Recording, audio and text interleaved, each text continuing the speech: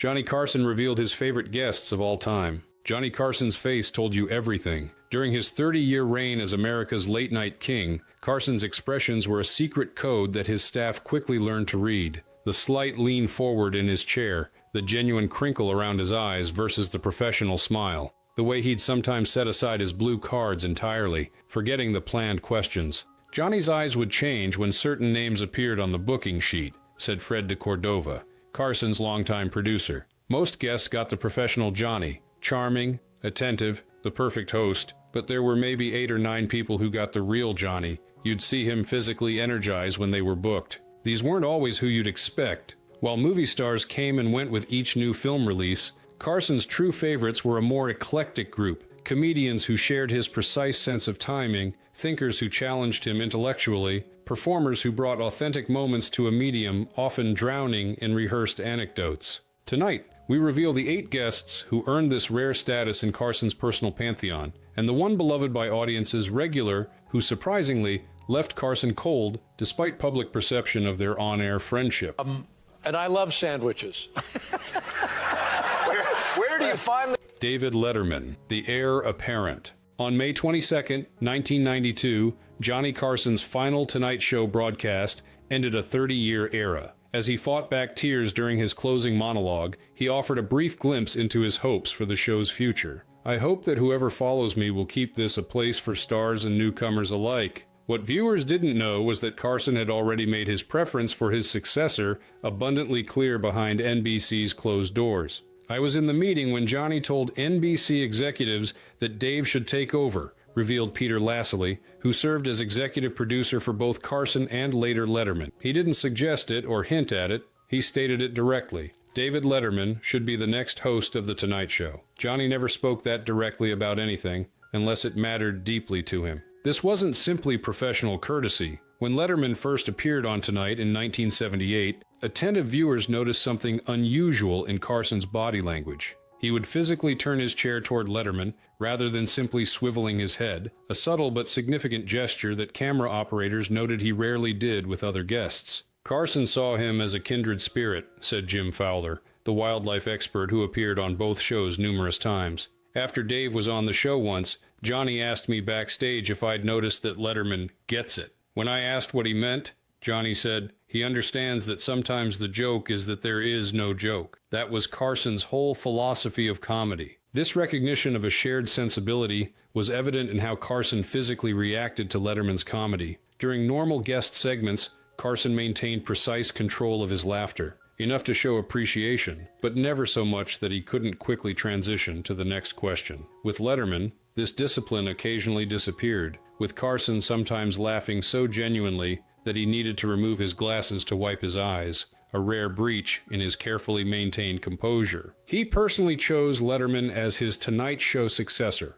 confirmed Bob Wright, the former NBC CEO who oversaw the network during the transition. Johnny's preference wasn't a casual suggestion. He believed Letterman represented the continuation of what he'd built. When the network went another direction, Johnny demonstrated his feelings through actions rather than public statements. Those actions spoke volumes. After retirement, Carson made exactly one appearance on a late-night show, Letterman's. He continued sending Letterman monologue jokes until his death, a gesture he extended to no other host. And perhaps most tellingly, Carson's final Tonight Show included a desk that was later shipped not to the Smithsonian or NBC's archives, but to Letterman's CBS show as a personal gift. "The only guy who really got it," Carson reportedly told his producer after watching Letterman's CBS premiere. Ed McMahon later confirmed this assessment in his memoir, writing that, "Johnny saw in Dave the same understanding of the rhythm of late night, the same appreciation for letting a moment breathe rather than forcing it."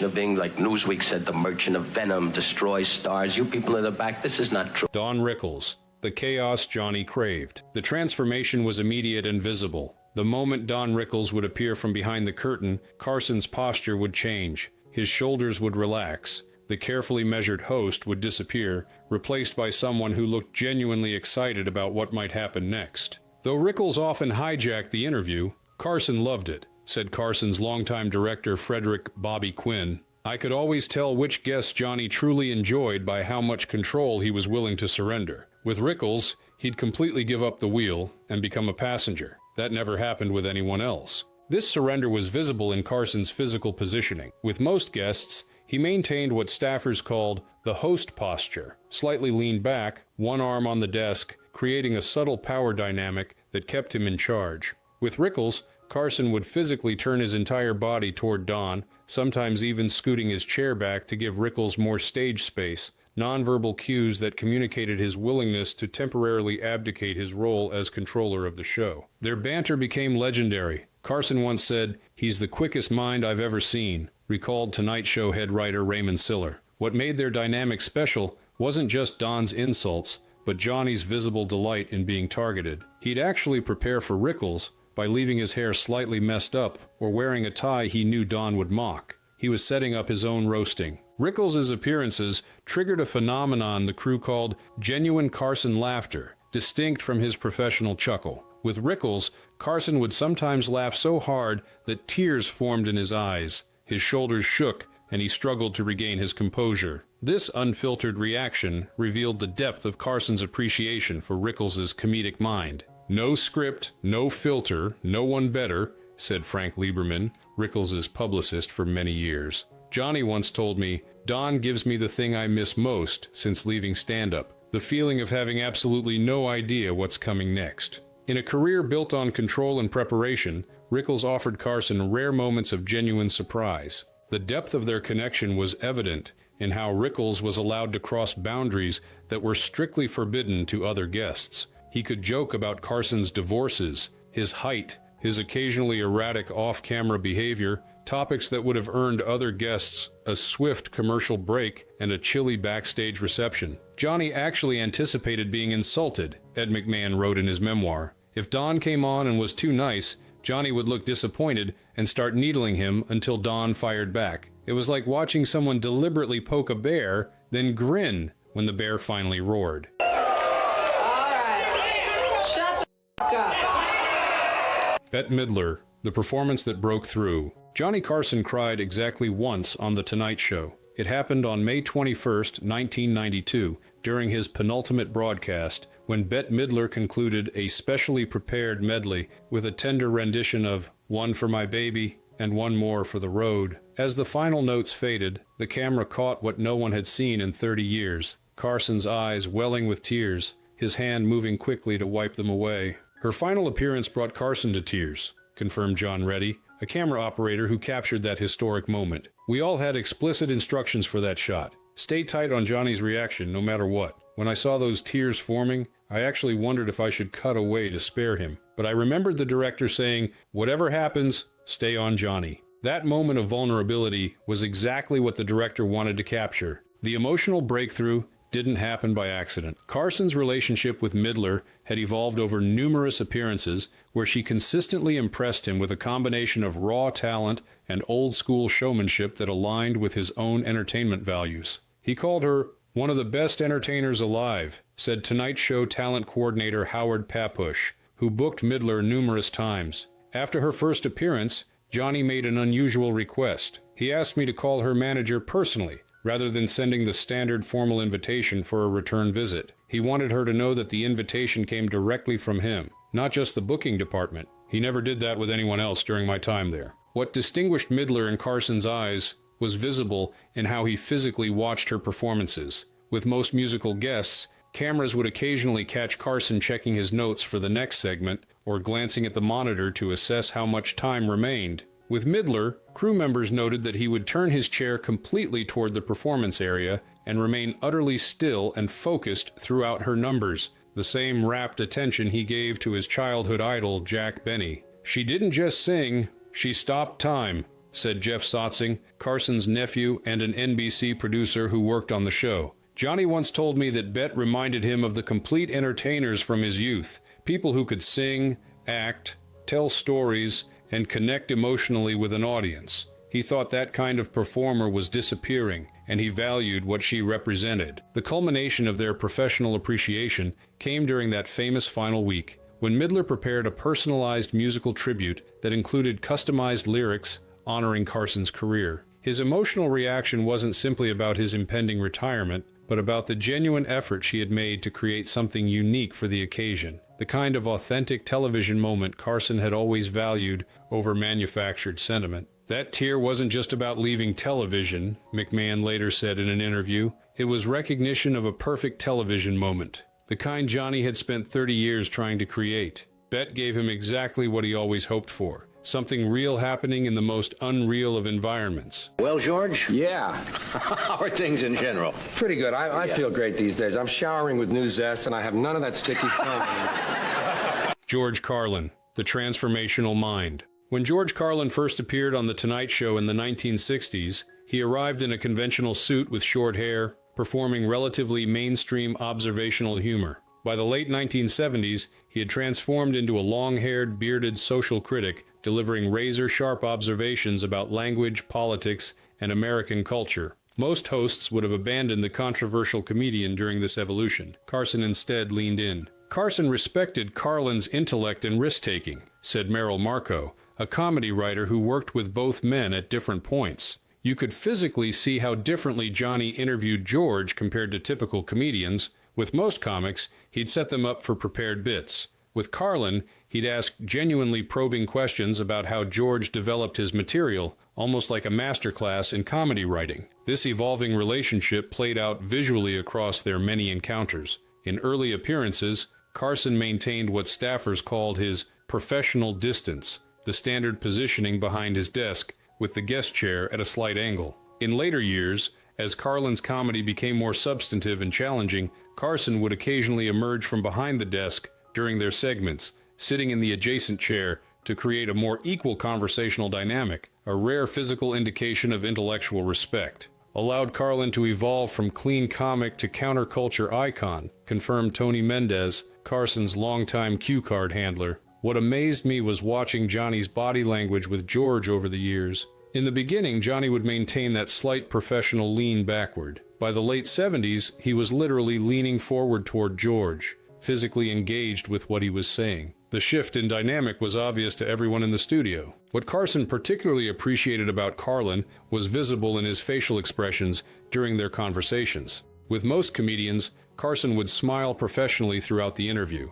With Carlin, his expression would frequently shift to what staff called his considering face. Slightly furrowed brow, head tilted, physical indications that he was genuinely processing Carlin's ideas rather than simply waiting for the next laugh. He made you laugh and made you think, said Dick Cavett, who wrote for Carson before launching his own talk show. Johnny once told me that what he admired most about George was his willingness to evolve, even if it cost him commercially. Johnny was fascinated by the artistic integrity that choice represented, especially since he'd made the opposite choice in his own career, finding a successful formula and largely sticking with it. Carson's appreciation for Carlin's intellectual comedy was evident in how he would physically position himself during Carlin's stand-up segments. While he typically watched comedic performances from behind his desk, reviewing notes for the following interview, with Carlin he would often stand just off stage, visible to the studio audience but not the cameras, fully engaged with the material rather than preparing for what came next. I'm a big fan of Richard Pryor, always have been, and I consider him a good friend, and I hope he considers me that too. He just comes by to...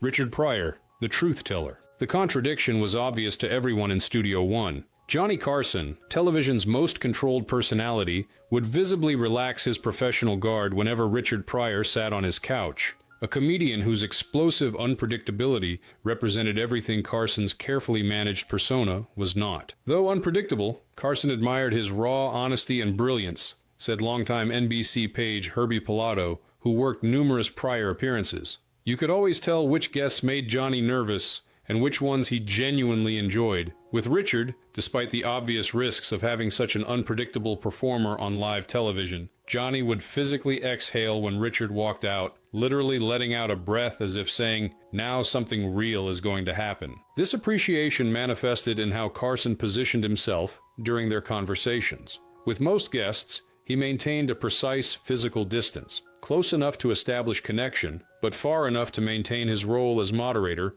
rather than participant. With Pryor, observers noted that Carson would gradually move closer throughout their segments, sometimes ending up perched on the edge of his chair, the carefully maintained buffer zone completely abandoned. Called him the most important comic voice of the era. confirmed Fred de Cordova, who personally witnessed Carson make this statement after a particularly powerful Pryor appearance. What Johnny admired most was Richard's fundamental honesty. Johnny built his career on revealing just enough of himself to connect while keeping his true self private. He was fascinated by Richard's willingness to expose everything, his addictions, his failures, his most painful experiences. It represented a courage Johnny admitted he didn't possess. The clearest evidence of Carson's respect was his willingness to cede control during Pryor's appearances. The host, famous for steering conversations exactly where he wanted them, would visibly surrender the reins when Pryor took conversations in unexpected directions, allowing digressions, unpredictable topics, and occasionally uncomfortable moments that he would have quickly redirected with almost any other guest. "No one told the truth like Pryor did," said comedian David Brenner, a Carson favorite who appeared over 150 times. After shows, Johnny would occasionally invite a small group to continue conversations in his office. After one of Richard's appearances, several of us were back there, and Johnny said something I never forgot. He said, "Richard makes me feel like I'm hiding behind this desk." It was a rare moment of professional vulnerability from a man who rarely questioned his own approach. This professional respect was visible in how Carson physically reacted to Pryor's most revealing moments. When Pryor discussed his near-fatal freebasing accident, cameras caught Carson's expression shift from his professional, interested face to something much more genuine, a moment of unfiltered empathy that briefly pierced his famous emotional containment. On the other hand, it's just an extraordinary idea, and there might be a time when we start doing interplanetary regattas. See, it's a whole new kind of idea. Carl Sagan, the mind that lit him up. Few Tonight Show moments revealed the real Johnny Carson more clearly than his interviews with astrophysicist Carl Sagan. When the conversation turned to science, viewers saw a different host emerge, his posture straightening, his questions becoming more precise, his eyes showing genuine curiosity rather than professional attention. The astrophysicist was one of Carson's favorite intellectual guests, confirmed Jeff Sotzing, Carson's nephew who now manages his estate. People forget Johnny studied astronomy at the University of Nebraska. He had a telescope at his Malibu home and subscribed to scientific journals his entire adult life. With Sagan, Johnny wasn't just being a good host, he was indulging his own lifelong passion. This genuine interest was immediately apparent in how Carson structured these segments. With most guests, he relied on pre-written blue cards containing researched questions. With Sagan, crew members noted that Carson would arrive with his own handwritten notes, sometimes containing diagrams or scientific terms he wanted to discuss, physical evidence of personal preparation beyond the standard production process. Johnny, a science buff himself, loved their deep conversations, said Joan Rivers, who guest hosted frequently and observed their dynamic. It was the only time I ever saw Johnny completely drop the host Johnny persona. He became almost childlike in his enthusiasm, interrupting with his own thoughts rather than just setting up the next answer. The audience sometimes seemed baffled by this transformation, but it was the most authentic version of him that ever appeared on air. Carson's engagement with Sagan manifested physically through what staff called his learning posture, leaning forward, head slightly tilted, brow occasionally furrowed in concentration. This contrasted sharply with his standard interviewing position and signaled to the production team that these segments should not be cut short, regardless of timing issues with the rest of the show. "He made the cosmos sound like poetry," said Pat McCormick, a writer for The Tonight Show who witnessed many Sagan appearances. "Johnny once told me that he appreciated how Carl never dumbed down concepts, but instead elevated the audience's understanding. That approach perfectly matched Johnny's own philosophy about comedy, that you should always assume the audience is intelligent enough to follow you rather than playing to the lowest common denominator." Their connection was evident in how Carson broke his own format rules for Sagan. While most interview segments ran a standard 6 to 8 minutes, Sagan was regularly given double or triple that time, with Carson sometimes deferring or canceling other planned guests to allow their conversations to continue uninterrupted. For a host legendary for his precise adherence to timing, these exceptions revealed the depth of his engagement. This Wednesday through Sunday, May 13th to 17th at the Desert Inn in Las Vegas. Would you welcome Mr. Bob Newhart? Bob Newhart, the minimalist master. Johnny Carson's own comedic style was built on restraint, the perfectly timed pause, the subtle facial reaction, the strategic understatement. This approach found its perfect complement in Bob Newhart, whose minimalist delivery and impeccable timing created a unique dynamic that Carson visibly cherished. Dry, calm, and brilliantly funny, the perfect counterbalance to Johnny's style, observed Tom Shales, the Washington Post television critic who covered the Carson era extensively. You could always tell when Johnny was deeply appreciating someone's technique versus just being professionally engaged. With Newhart, he would physically position himself to watch not just Bob, but the audience's reaction to Bob, studying the craft in action with an almost scientific interest. This professional appreciation was immediately apparent in how Carson physically set up their segments. With most comedians, he would introduce them and then return to his desk, watching from a distance. With Newhart,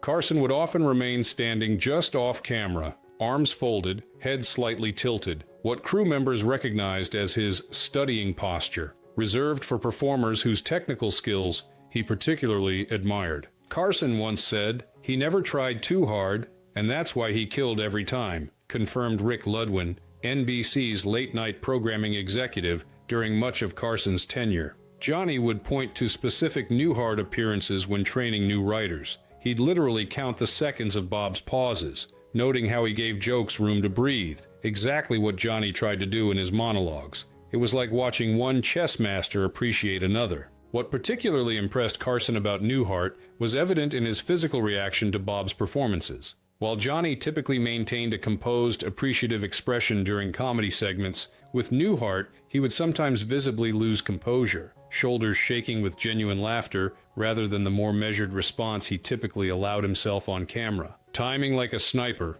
said comedian Gary Shandling, who studied both men's techniques. "I was backstage after a show where Bob had appeared, and Johnny was explaining to Ed McMahon why one particular joke had worked so well. He was breaking down the precise number of seconds in the pause, the slight shift in Bob's expression, analyzing it like a scientist. His admiration was absolutely technical and specific, not just general appreciation." Their professional connection eventually developed into a genuine friendship, one of the few Carson maintained with any guest. This was evident in how their on-air conversations evolved over the years, shifting from formal interviews to what appeared more like two colleagues discussing their craft, with inside jokes and references to previous appearances that created a sense of continuity rare in the typically episodic world of talk shows.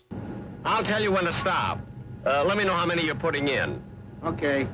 Jack Benny, The Blueprint. The influence was unmistakable to anyone who understood comedy. Johnny Carson's entire performing style, from his precisely timed reactions to his strategic use of silence to his willingness to be the butt of the joke rather than its deliverer, bore the clear imprint of Jack Benny, the radio and television pioneer who had revolutionized American comedy through restraint rather than aggression. "Carson idolized him from childhood," confirmed Henry Bushkin, Carson's longtime lawyer and confidant. "Johnny's office had very few personal items, but one of them was a framed photo of Benny signed, 'To Johnny, who got it right.' That picture had the most prominent position, visible from Johnny's desk. It wasn't there for visitors to see, it was there for Johnny himself, a daily reminder of the standard he aspired to meet." This professional admiration was immediately obvious whenever Benny appeared on The Tonight Show. Carson, normally the composed center of his television universe, would physically transform, his posture becoming slightly more formal, his attention more focused, his typical host persona replaced by something closer to respectful student in the presence of a revered teacher. "Benny was a mentor and role model," said Dick Carson, Johnny's brother, who directed The Tonight Show in its early years. "When Jack was booked, Johnny would actually watch the rehearsals, something he never did with any other guest. He would stand off camera, arms folded, studying Jack's timing during the sound check, absorbing details that viewers would never notice, but that Johnny considered essential to understanding what made Benny's approach so effective." What Carson particularly appreciated about Benny was visible in how he structured their segments. Unlike typical interviews, where Carson gently guided conversations toward planned topics, with Benny, he would deliberately create open spaces in the conversation, setting up situations where Benny could demonstrate his famous timing, his strategic use of silence, and his masterful reactions that often got bigger laughs than actual punchlines. "I owe him everything. He showed me how to do it without ever raising your voice," Carson told his producer Frederick de Cordova after one of Benny's appearances. "Johnny wasn't given to grand statements of professional admiration," de Cordova later recalled, "but with Jack, he openly acknowledged the debt. He told our director to study how Jack used reaction shots and to remember those techniques when shooting Johnny's own reactions during interviews. Their professional connection was evident in the specific techniques Carson borrowed from Benny, the slightly exasperated look to camera after a guest said something ridiculous, the strategic pause that built anticipation for a punchline, the willingness to make himself the target of jokes rather than their deliverer. These weren't just similar stylistic choices, but direct adaptations of Benny's pioneering approach to comedy. Johnny would physically position himself differently during Jack's segments, observed Tommy Newsom, assistant musical director for The Tonight Show. With most guests, he maintained what we called host posture, a certain professional distance. With Jack, he would turn his chair to face Benny directly, physically centering Jack in his attention. It was the clearest visual signal of who Johnny considered most important in the room. Farm right south of town, and a nice big field where they could land flat. James Stewart, the surprising cold spot. While Carson's genuine favorites became apparent through his body language and engagement level, equally revealing was the one beloved by audiences guest who left the host notably cold, despite public perception of their warm relationship. James Stewart. Stewart's folksy, rambling stories about his modest lifestyle, military service, and amateur poetry made him an audience favorite during the Carson years. Viewers interpreted Carson's attentive listening and appreciation as genuine enjoyment. Behind the scenes, a different reality emerged. Jimmy Stewart was the gap between public perception and private reality, revealed Carson's longtime director Bobby Quinn. Viewers loved their apparent chemistry, but in the control room, we could see Johnny giving the wrap it up signal while maintaining that perfect on-camera smile. Stewart's deliberate, halting storytelling style drove Johnny crazy. He found it indulgent and calculated rather than charming. This professional frustration was visible to attentive staff members in Carson's subtle but unmistakable physical cues. While maintaining a convincingly engaged expression for cameras, Carson would tap his pencil at an increasing tempo as Stewart's stories meandered, a signal the director recognized as mounting impatience, despite the host's outwardly appreciative demeanor. The audience never knew, but Johnny would be counting the seconds, said Tonight Show writer Raymond Siller. With most guests, Johnny welcomed organic digressions, but Stewart's carefully rehearsed, spontaneous stories, particularly the poems about his dog that audiences loved, struck Johnny as performance rather than conversation. During breaks, he'd sometimes ask the producer, "How much longer is this booked for?" while smiling warmly at Stewart the moment cameras returned. This disconnect became particularly apparent in how Carson positioned himself physically during their segments. While maintaining perfect eye contact when cameras were on him, during Stewart's longer stories, Carson would occasionally shift his weight subtly away from the guest, a nearly imperceptible leaning that camera operators recognized as his disengagement posture, despite his maintained smile and nodding. Johnny called them the endless dog stories, confirmed Rick Ludwin, NBC's late-night executive. What viewers perceived as charming, Jimmy Stewart's meandering tales about everyday life, Johnny experienced as a guest who wouldn't adapt to the rhythms of television. Carson valued concision and timing above all else,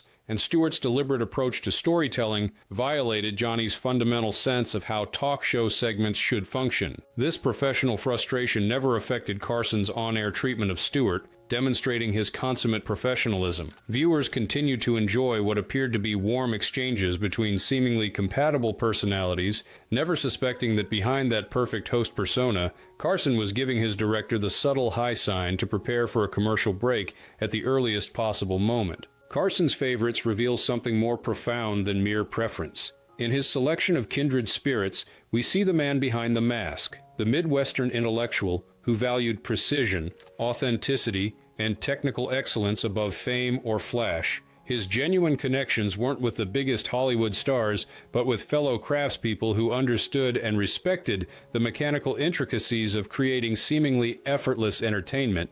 Johnny's real favorites weren't who the public would have guessed, observed late-night historian Bill Carter. They weren't the most famous or highest-rated guests. They were the ones who approached their crafts with the same meticulous attention to detail that characterized his own work. He was drawn to people who understood that great entertainment looks easy precisely because of how hard it is to create. This appreciation for craft rather than celebrity explains the surprising gap between Carson's public warmth toward conventionally beloved figures like James Stewart and his private preference for more technically precise performers like Newhart and Rickles. It wasn't about likability, but about professional respect, about recognizing others who understood the machinery behind creating moments that appeared spontaneous, but were actually products of careful technique. Perhaps the most revealing aspect of Carson's favorites is how they reflect his own unfulfilled professional desires. In embracing Pryor's raw honesty, Letterman's irreverence, and Carlin's social commentary, Carson surrounded himself with people willing to take risks he himself had chosen to avoid in crafting his broadly appealing, deliberately non-controversial persona. Johnny lived vicariously through his more daring guests, suggested Tom Shales of the Washington Post. He had made a calculated choice to be America's most welcomed visitor, which required maintaining certain boundaries, but through his appreciation of more boundary-pushing performers, we glimpse the road not taken, the edgier, more challenging Carson that might have existed in another professional life. This perspective transforms our understanding of The Tonight Show itself. What appeared to viewers as simply an entertainment program was, in Carson's hands, a sophisticated ongoing study of human performance, a masterclass in technique disguised as casual conversation. Through his selection of favorites, Carson wasn't just booking guests. He was creating a living museum of excellence in his chosen field, preserving and highlighting approaches to entertainment he considered worthy of study and appreciation. In the end, Carson's true legacy isn't just the laughs he generated, but the standard of excellence he established and maintained. His favorite guests weren't just entertainers, but fellow custodians of craftsmanship in an industry increasingly drawn to shortcuts and spectacle over substance and skill. Through them, he reminded us nightly that the most meaningful performances aren't always the loudest or most obvious, but the ones executed with such precision that they appear effortless while concealing the lifetime of work that made them possible. If you enjoyed this exploration of Carson's favorite guests, please take a moment to like this video and subscribe to our channel for more insights into television history. Share your thoughts in the comments about which of these legendary performers you find most compelling, or which other aspects of Carson's remarkable career you'd like us to explore next.